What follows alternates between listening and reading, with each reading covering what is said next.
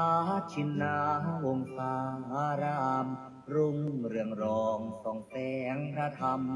สุดเลิศล้ำผู้ถิ่นธานีผู้คนไกลๆรวมเติมบารมี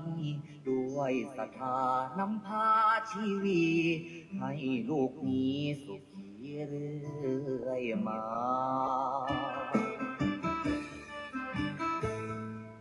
น้อมว่าองค์พระครูอภิรักษ์ชินวงศ์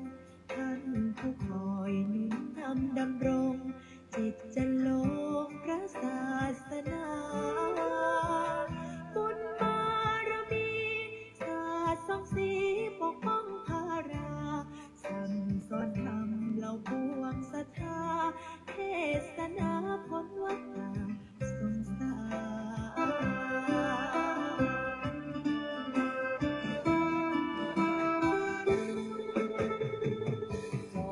รราชันองค์มหาวชิราลงกรณ์ผู้ทรงเป็นมิ่งมาหิศรคุณบอนคุ้มครองเพศพันในวโรกาสราชาพิเศษทะเลิงทวันจึงสร้างอารามงดงามตระการถวายองค์ท่านเป็นราชกุศล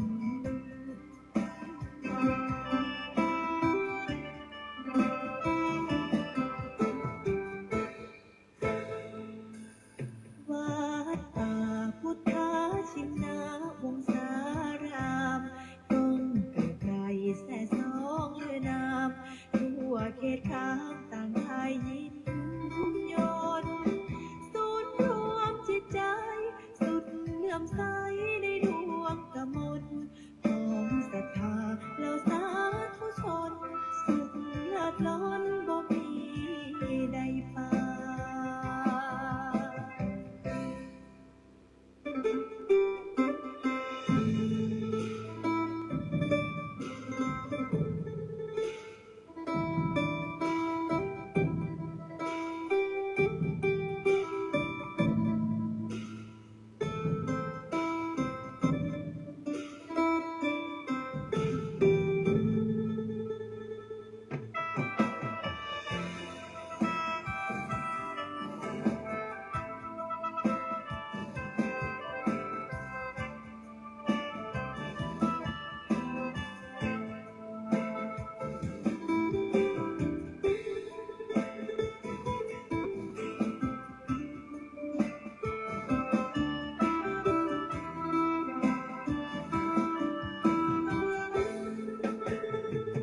จอ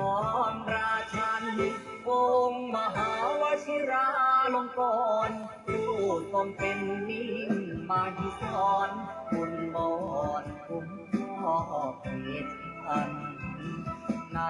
วโรกาสราชาพิเศษทะเลิงทวันจึงสร้างอารามงดงามตระการถวายองค์ท่านเป็นราชกุศล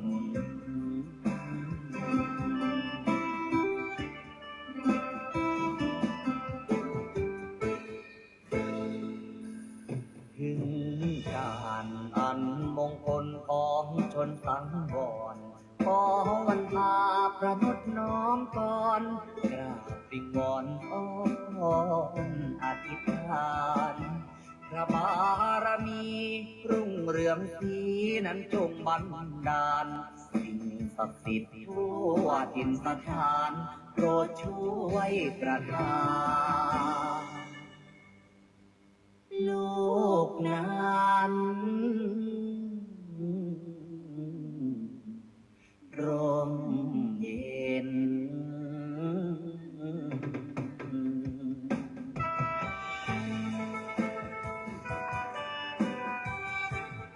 ขอความ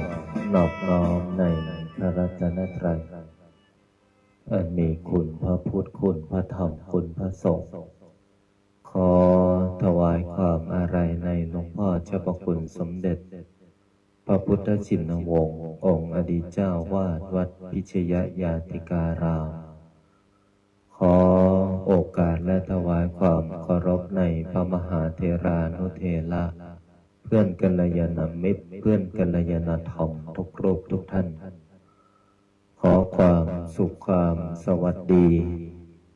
จงบังเกิดมีแก่ญาติโยมญาติธรรมโลกหลานหม่นมหาจักรพรรดิทุกท่านทุกคนที่ได้มาพร้อมจิตตั้งใจในการสวดมนต์และก็ขออนุโมทนาเอาละต่อจากนี้ขอให้พวกเราพร้อมจิตตั้งใจสวดมนต์ในวันนี้ได้พร้อมเพรียงกันพุทธังชีวิตังเมปุญเชมิธัมมังชีวิตังเมปุญเชมิสังฆังชีวิตังเมปุญเชมิพุทธังวันทามิธัมมังวันทามิสังฆังวันทามิคูปัญชาอาจาริยคุณังวันทามิมาตาปิตุคุณังวันทามิภาไตรสิกขาคุณังวันทามินะโมตัสสะภะคะวะโตอะระหะโตสัมมาสัมพุทธัสสะนะโมตัสสะภะคะวะโตอะระหะโตสัมมาสัมพุทธัสสะนะโมตัสสะภะคะวะโตอะระหะโตสัมมาสัมพุทธัสสะพุทธังสรณังคัจฉามิธัมมังสรณังคัจฉามิสังฆังสรณังคัจฉามิทุติยมปิพุทธังสรณังคัจฉามิทุติยมปิธัมมังสรณังคัจฉามิทุติยมปิสังฆังสรณังคัจฉามิตติยมปิพุทธังสรณังคัจฉามิตติยมปิธัมมังสรณังคัจฉามิตติยมปิสังฆังสรณังคัจฉามิปานาติปาตาเวรมณีสิกขาปัฏฐานสมาธิยามิอาทินนาทานาเวรมณีสิกขาปัฏฐานสมาธิยามิกาเมสุมิจฉาจาราเวรมณีสิกขาปัฏฐานสมาธิยามิโมสาวาทาเวรมณีสิกขาปัฏฐานสมาธิยามิสุราเมรยามัชฌาปมาทฐานาเวรมณีสิกขาปัฏฐานสมาธิยามิอิมานิปัญจสิกขาปัฏฐานิสมาธิยามิอิมานิปัญจสิกขาปัฏฐานิสมาธิยามิอิมานิปัญจสิกขาปัฏฐานิสมาธิยามิสีเลนะสุขติงยันติสีเลนะโภคสัมปทาสีเรนะนิพุติงยันติตัสมามิโสทะเย นะโมตัสสะภะคะวะโตอะระหะโตสัมมาสัมพุทธัสสะนะโมตัสสะภะคะวะโตอะระหะโตสัมมาสัมพุทธัสสะนะโมตัสสะภะคะวะโตอะระหะโตสัมมาสัมพุทธัสสะพุทธังอาราธนานังกโรมิธัมมังอาราธนานังกโรมิสังฆังอาราธนานังกโรมินะโมโพธิสัตโตอาคันติมายาอิติภควานะโมโพธิสัตโตอาคันติมายาอิติภควานะโมโพธิสัตโตอาคันติมายาอิติภควานะโมโพธิสัตโตพรหมปัญโยนะโมโพธิสัตโตพรหมปัญโยนะโมโพธิสัตโตพรหมปัญโยโยโทโสโมหะจิตเตนาพุทธสมิงปาปะกะโตมายากามะธรรมเม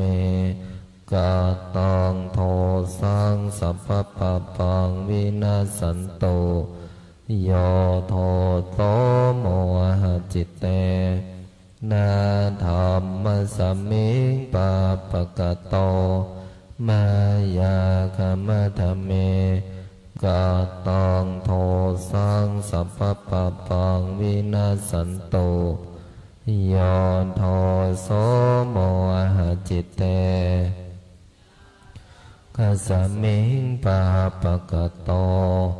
มายากามะธรรมเมกะตังโทสังสัพพะปะปังวินาสันโตนะโมตัสสะภะคะวะโตอะระหะโตสัมมาสัมพุทธัสสะนะโมตัสสะภะคะวะโตอะระหะโต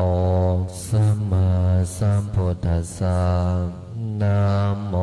ตัสสะภะคะวะโตอะระหะโตสัมมาสัมพุทธัสสะนะโมพุทธายะพระพุทธไตรรัตนญาณมณีโนภาลันสิสหัสสสุธรรมาพุทโธธรรมโมสังโฆยะถาพุทโมนาพุทธบูชาธรรมบูชาสังฆบูชาอาคิทานังวารังคันทังสิวารินจมหาเถลังอาหังวันทามิทุระโตอาหังวันทามิธาตุโยอาหังวันทามิสัพพะโตพุทธานธรรมสังฆปูญเชมินะโมพุทธายะพระพุทธไตรรัตนญาณมณีโนภาลันสิสหัสสสุธรรมาพุทโธธรรมโมสังโฆยะถาพุทโมนาพุทธบูชาธรรมบูชาสังฆบูชาอาคิทานังวารังคันทังสิวารีจมหาเถลังอาหังวันทามิทุระโตอาหังวันทามิธาตุโยอาหังวันทามิสัพพะโตพุ พุทธาธัมมาสังฆาปุญเชมินะโมพุทธายะพระพุทธาไตรรัตนญาณมานีนพรัตน์สิสหัสสะสุธรรมาพุทโธธัมโมสังโฆญาณถาพุทโมนาพุทธาบูชาธัมมาบูชาสังฆาบูชาอาคิทานังวะรังคันทังสิวารีจมหาเทลังอาหังวันทามิธุระโตอาหังวันทามิธาตุยสังฆาปุญเชมินะโมพุทธายะพระพุทธาไตรรัตนญาณมานีนพรัตน์สิสหัสสะสุธรรมาพุทโธธัมโมสังโฆญาณถาพุทโมนาพุทธาบูชาธัมมาบูชาสังฆาบูชาอาคิทานังวะรังคันทังสิวารีจมหาเทลังอาหังวันทามิธุระโตอาหังวันทามิธาตุโยอาหังวันทามิสัพพโตพุทธาธัมมาสังฆาปุญเชมินะโมพุทธายะพระพุทธาไตรรัตนญาณมานีนพรัตน์สิสหัสสะสุธรรมาพุทโธธัมโมสังโฆญาณถาพุทโมนาพุทธาบูชาธัมมาบูชาสังฆาบูชาอาคิทานังวะรังคันทังสิวารีจมหาเทลังอาหังวันทามิธุระโตอาหังวันทามิธาตุโยอาหังวันทามิสัพพโสพุทธาธัมมาสังฆาปุญเชมินะโมพุทธายะพระพุทธาไตรรัตนญาณมานีนพรัตน์สิสหัสสะสุธรรมาพุทโธธัมโมสังโฆญาณถาพุทโมนาพุทธาบูชาธัมมาบูชาสังฆาบูชาอาคิทานังวะรังคันทังสิวารีจมหาเทลังอาหังวันทามิธุระโตอาหังวันทามิธาตุโยอาหังวันทามิสัพพโสพุทธาธัมมาสังฆาปุญเชมินะโมพุทธายะพระพุทธาไตรรัตนญาณมานีนพรัตน์สิสหัสสะสุธรรมาพุทโธธัมโมสังโฆญาณถาพุทโมนา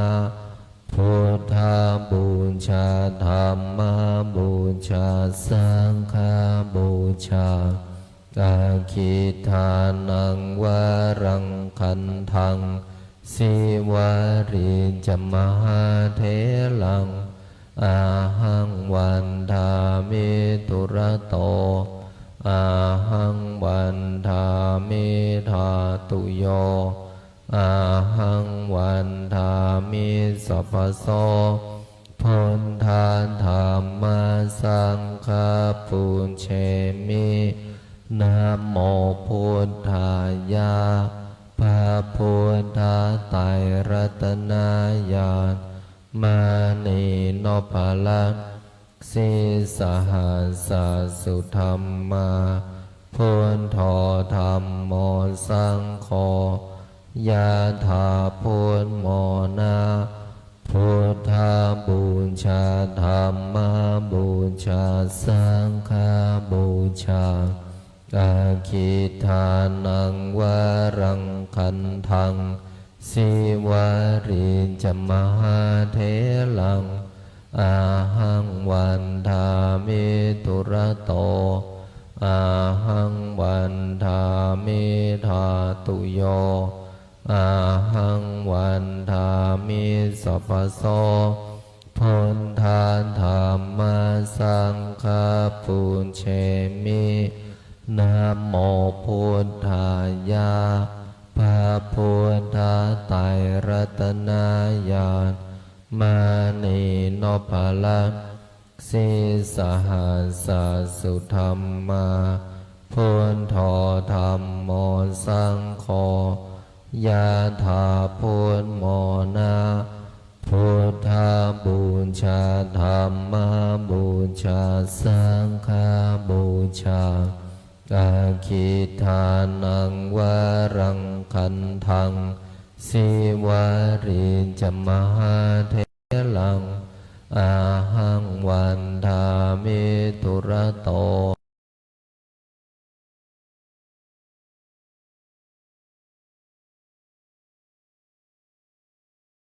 สัพพโสพุทธาธรรมเอมินะโมพุทธายะภะ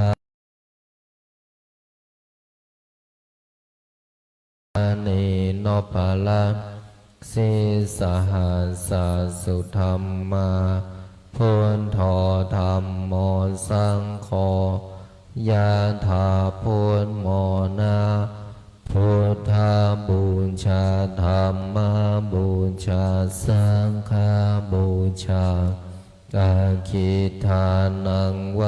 รังคันทังสิวาริจมหาเถลังอาหังวันทามิตุระโตอาหังวันทามิธาตุโยอาหังวันทามิสัพพโสพุทธาธรรมสังฆปุญเชมินะโมพุทธายะพระพุทธไตรรัตนญาณมานีนพลังสีสหัสสุธรรมาพุทโธธรรมโมสังโฆยะถาพุทโมนาพุทธาบูชาธรรมบูชาสังฆบูชาอาคิทานังวรังคันทังสิวาริจมหาเถลังอาหังวันทามิตุระโตอาหังวันทามิธาตุโยอาหังวันทามิสัพพโสพุทธาธรรมสังฆปุญเชมินะโมพุทธายะพระพุทธไตรรัตนญาณมานีนพลังสีสหัสสุธรรมาพุทโธธรรมโมสังโฆยะถาพุทโมนาพุทธาบูชาธรรมบูชาสังฆบูชาอาคิทานังวรังคันทังสิวาริจมหาเถลังอาหังวันทามิตุระโตอาหังวันทามิธาตุโยอาหังวันทามิสัพพโสพุทธาธรรมสังฆปุญเชมินะโมพุทธายะ พระพุทธไตรรัตนญาณมานีโนภลังสีสหัสสุธรรมาพุทโธธรรมโมสังโฆยะถาพุทโมนาพุทธาบูชาธรรมบูชาสังฆบูชาอาคิทานังวรังคันทังสิวาริจมหาเถลังอาหังวันทามิตุระโตอาหังวันทามิธาตุโยอาหังวันทามิสัพพโสพุทธาธรรมสังฆปุญเชมินะโมพุทธายะพระพุทธไตรรัตนญาณมานีโนภลังสีสหัสสุธรรมาพุทโธธรรมโมสังโฆยะถาพุทโมนาพุทธาบูชาธรรมบูชาสังฆบูชาอาคิทานังวรังคันทังสิวาริจมหาเถลังอาหังวันทามิตุระโตอาหังวันทามิธาตุโยอาหังวันทามิสัพพโสพุทธาธรรมสังฆปุญเชมินะโมพุทธายะพระพุทธไตรรัตนญาณมานีโนภลังสีสหัสสุธรรมาพุทโธธรรมโมสังโฆยะถาพุทโมนาพุทธาบูชาธรรมบูชาสังฆบูชาอาคิทานังวรังคันทังสิวาริจมหาเถลังอาหังวันทามิตุระโตอาหังวันทามิธาตุโยอาหังวันทามิสัพพโสพุทธาธรรมสังฆปุญเชมินะโมพุทธายะพระพุทธไตรรัตนญาณมานีโนภลังสีสหัสสุธรรมาพุทโธธรรมโมสังโฆยะถาพุทโมนาพุทธาบูชาธรรมบูชาสังฆบูชาอาคิทานังวรังคันทังสิวาริจมหาเถลังอาหังวันทามิตุระโตอาหังวันทามิธาตุโยอาหังวันทามิสัพพโสพุทธาธรรมสังฆปุญเชมินะโมพุทธายะพระพุทธไตรรัตนญาณมานีโนภลังสีสหัสสุธรรมาพุทโธธรรมโมสังโฆยะถาพุทโมนาพุทธาบูชาธรรมบูชาสังฆบูชาอาคิทานังวรังคันทังสิวาริจมหาเถลังอาหังวันทามิตุระโตอาหังวันทามิธาตุโยอาหังวันทามิสัพพโสพุทธาธรรมสังฆปุญเชมินะโมพุทธายะพระ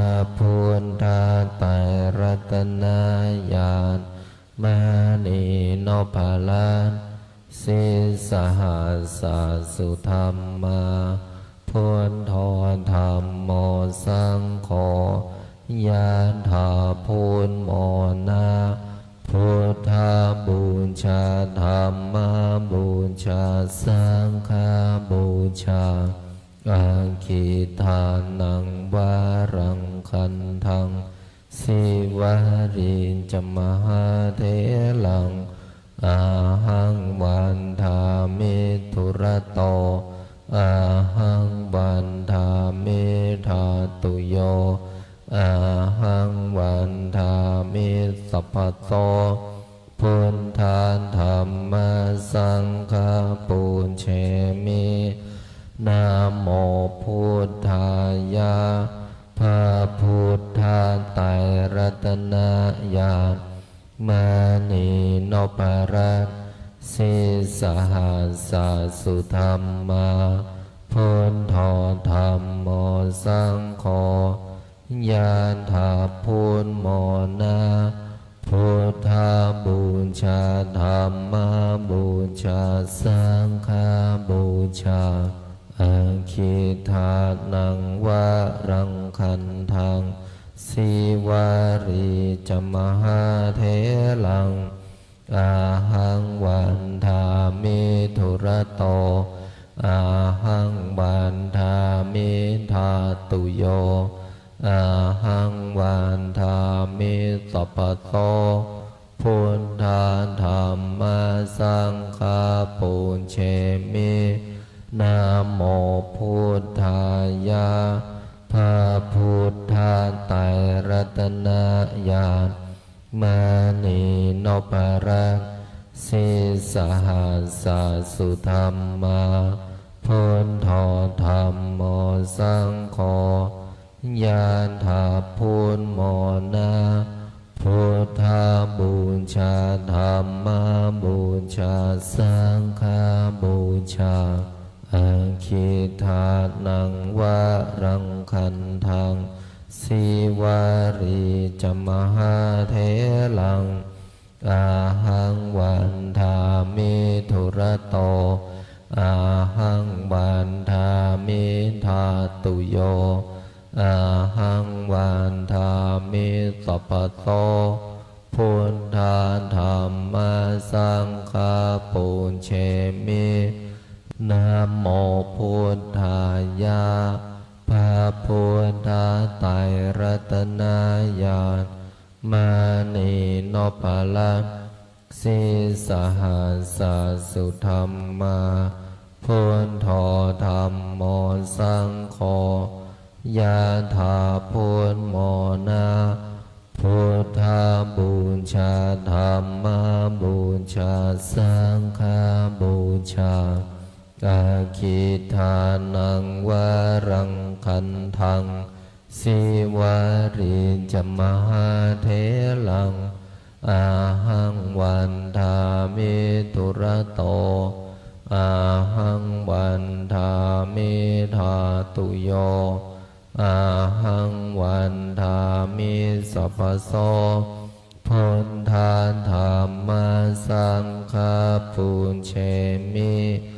นะโมพุทธายะพระพุทธไตรรัตนญาณมานีโนปรัตสิสหัสสะสุธรรมาพุทโธธัมโมสังโฆยะถาพุทโมนะพุทธบูชาธัมมาบูชาสังฆบูชาอาคิทานังวารังคันทังสิวาริจมหาเถลังอาหังวันทามิทุระโตอาหังวันทามิธาตุโยอาหังวันทามิสัพพะโตพุทธาธัมมาสังฆาปุญเชมินะโมพุทธายะพระพุทธไตรรัตนญาณมานีโนปรัตสิสหัสสะสุธรรมาพุ ะถาพุทโมนะพุทธาบูชาธัมมาบูชาสังฆาบูชาอาคิทานังวารังคันทังสิวาริจมหาเถลังอาหังวันทามิตุระโตอาหังวันทามิธาตุโยอาหังวันทามิสัพพโสพุทธาธัมมาสังฆาปุญเชมินะโมพุทธายะพระพุทธไตรรัตนญาณมานีโนภลังสิสหัสสุธรรมาพุทโธธัมโมสังโฆยะถาพุทโมนะพุทธาบูชาธัมมาบูชาสังฆาบูชาอาคิทานังวารังคันทังสิวาริจมหาเถลัง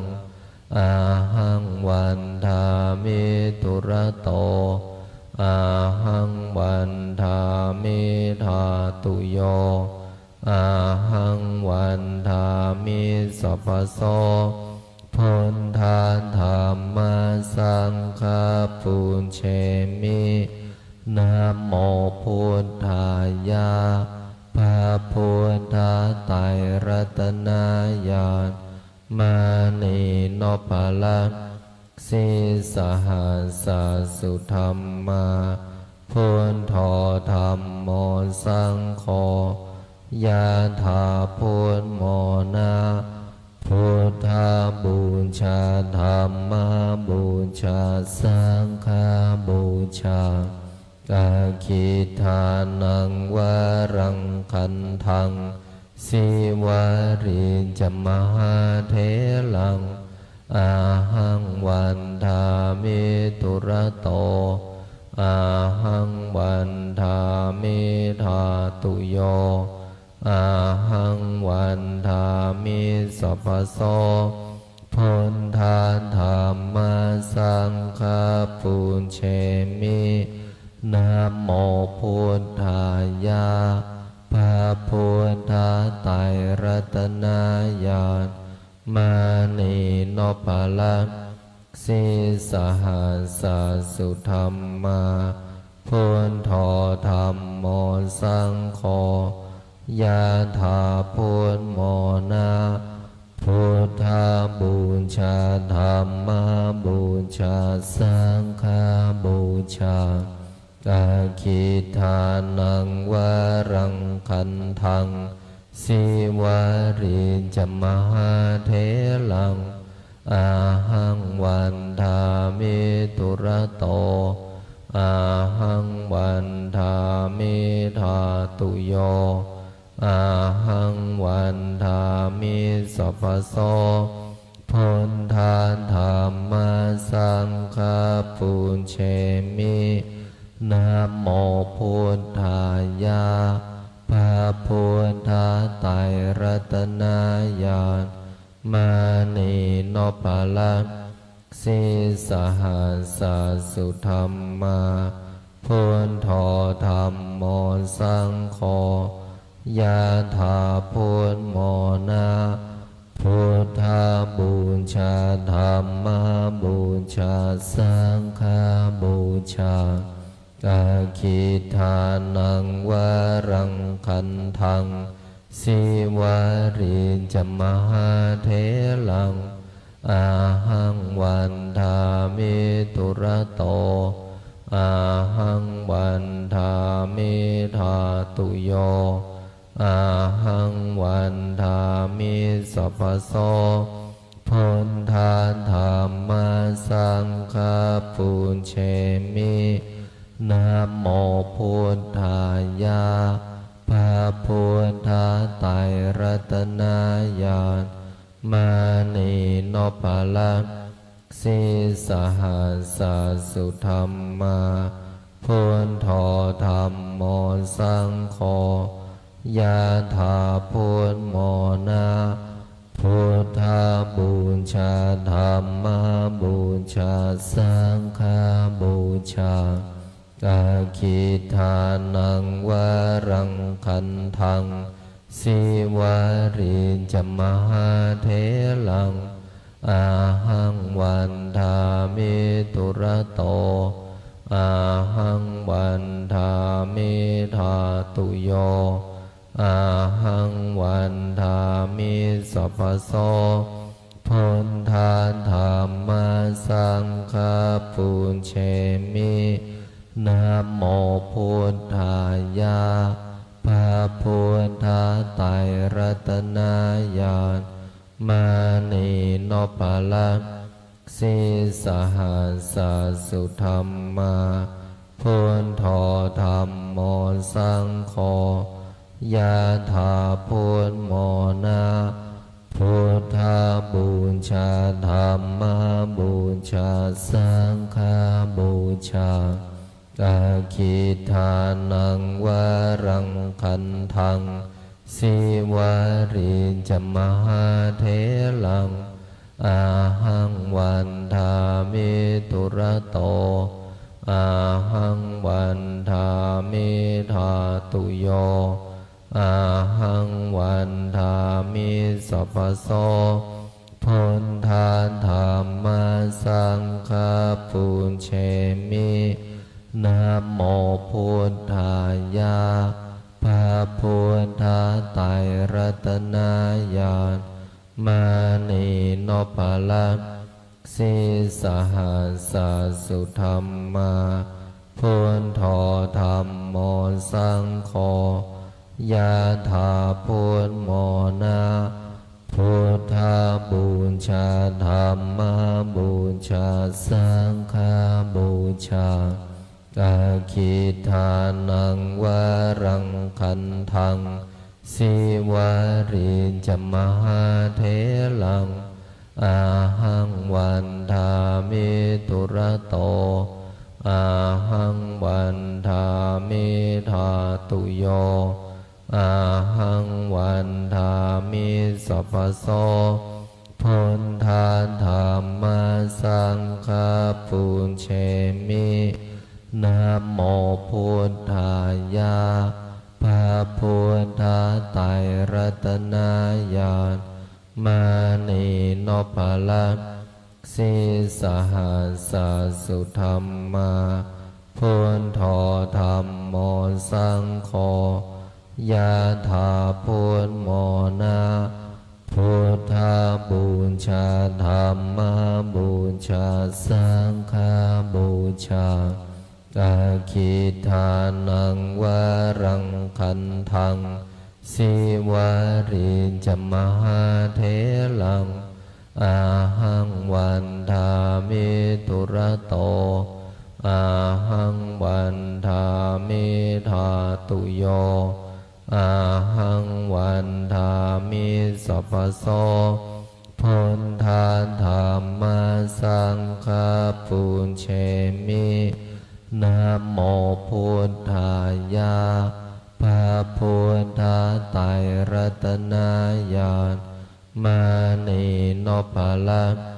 สิสหัสสุธรรมาพุทโธธรรมโมสังโฆยะถาพุทโมนะพุทธบูชาธรรมบูชาสังฆบูชาอาคิทานังวรังคันทังสิวาริจมหาเถลังอาหังวันทามิตุระโตอาหังวันทามิธาตุโยอาหังวันทามิสัพพโสพุทธาธรรมสังฆปุญเชมินะโมพุทธายะพระพุทธไตรรัตนญาณมานีโนปะละสิสหัสสุธรรมาพุทโธธรรมโมสังโฆ ยะถาพุทโมนะพุทธาบูชาธัมมาบูชาสังฆาบูชากาคิทานังวารังคันทังสิวาริจมหาเถลังอาหังวันทามิตุระโตอาหังวันทามิธาตุโยอาหังวันทามิสัพพโสพุทธาธัมมาสังฆาปุญเชมินะโมพุทธายะพระพุทธไตรรัตนญาณมานีนพลัตสิสหัสสุธรรมาพุทโธธัมโมสังโฆยะถาพุทโมนะพุทธาบูชาธัมมาบูชาสังฆาบูชากาคิทานังวารังคันทังสิวาริจมหาเถลังอาหังวันทามิตุระโตอาหังวันทามิธาตุโยอาหังวันทามิสัพพโสพุทธาธัมมาสังฆาปุญเชมินะโมพุทธายะพระพุทธไตรรัตนญาณมานีนพลัตสิสหัสสุธรรมาพุทโธธัมโมสังโฆยะถาพุทโมนะพุทธาบูชาธัมมาบูชาสังฆาบูชากาคิทานังวารังคันทังสิวาริจมหาเถลังอาหังวันทามิตุระโตอาหังวันทามิธาตุโยอาหังวันทามิสัพพโสพุทธาธัมมาสังฆาปุญเชมินะโมพุทธายะพระพุทธไตรรัตนญาณมานีนพลัตสิสหัสสุธรรมาพุทโธธัมโมสังโฆยะถาพุทโมนะพุทธาบูชาธัมมาบูชาสังฆาบูชาอาคิทานังวารังคันทังสิวาริจมหาเถลังอาหังวันทามิตุระโตอาหังวันทามิธาตุโยอาหังวันทามิสัพพโสพุทธาธัมมาสังฆาปุญเชมินะโม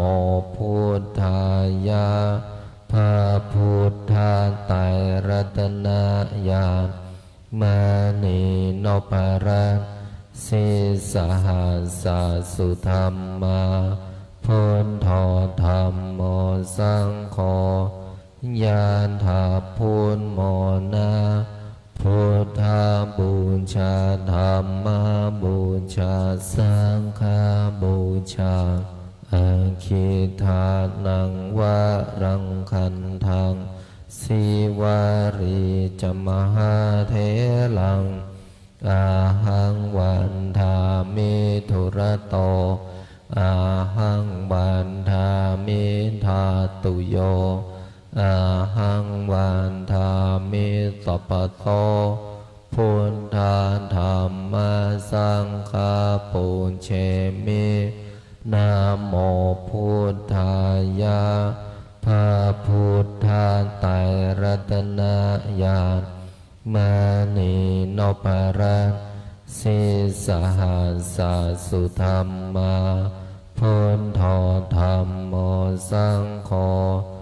ยานถาพุทโมนาพุทธาบูชาธรรมบูชาสังฆบูชา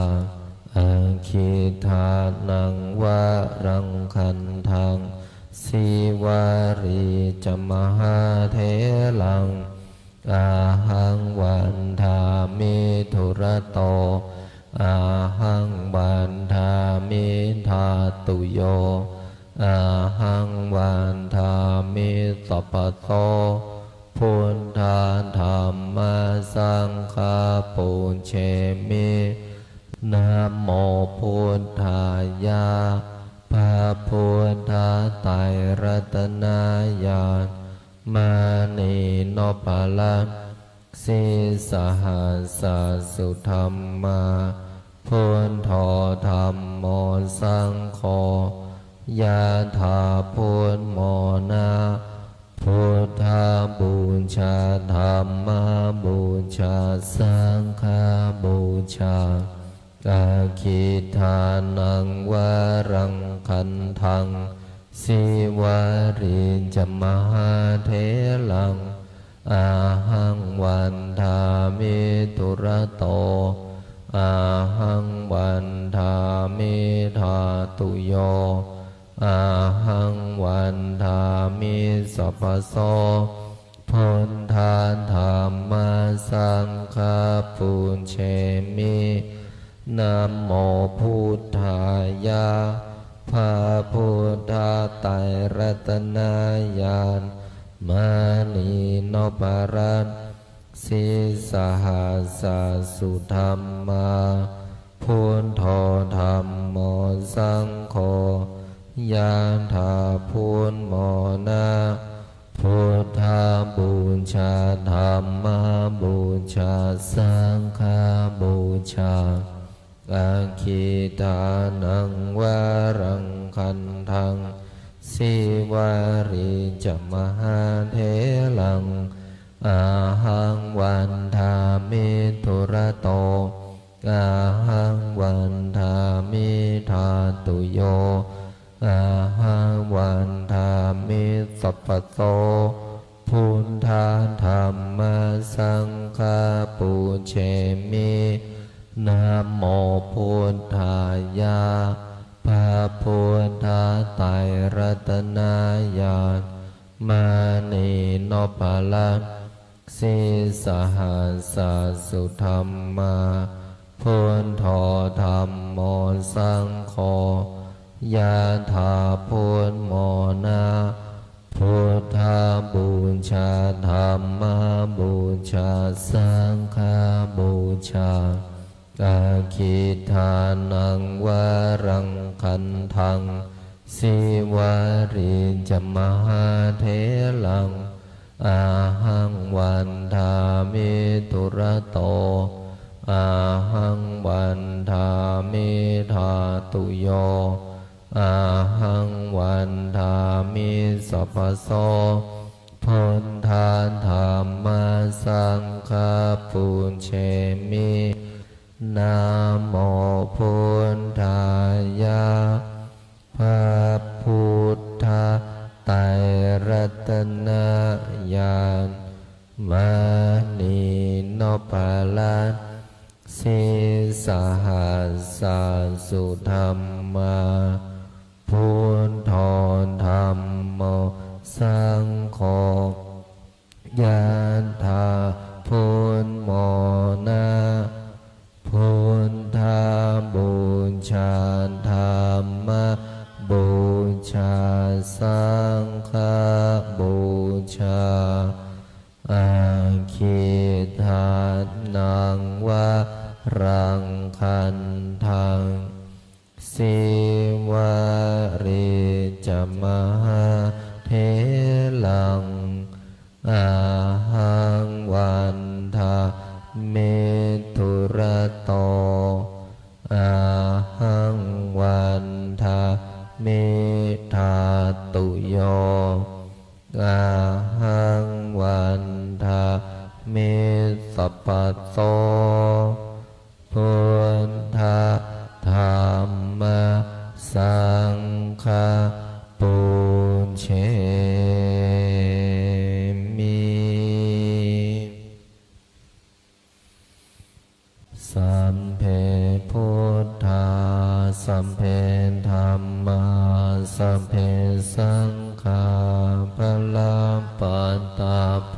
เจกานันจะยังพรังอรหันตานันจะเตเชนาราคัมพันธามิสัมภาโสสัพเพพุทธาสัมเพธัมมาสัมเพสังฆาพระปัตตาปัจเจกานันจะยังพรังอรหันตานันจะเตเชนาราคัมพันธามิสัมภาโสสัมเพพุทธาสัมเพธัมมา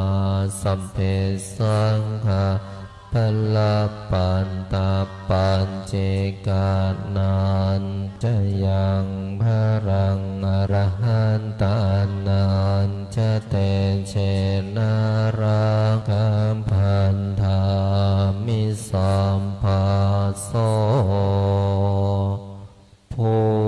ทธังอดิธามิ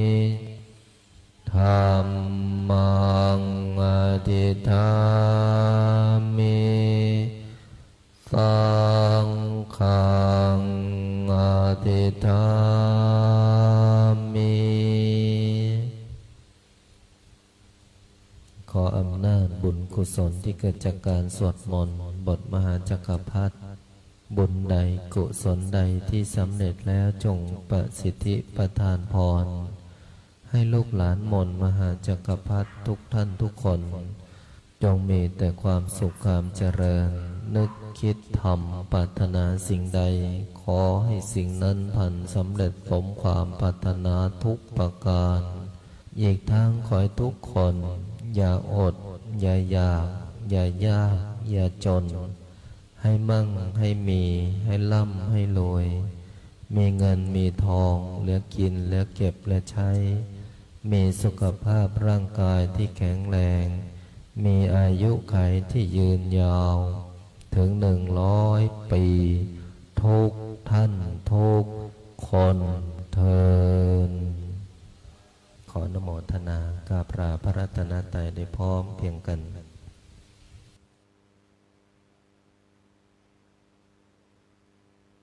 อะระหังสัมมา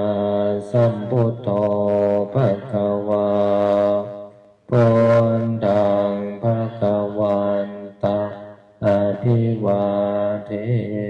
มิสวากขาโตภะคะวะตะธัมโมธัมมังนามัสสามิสุปฏิปัน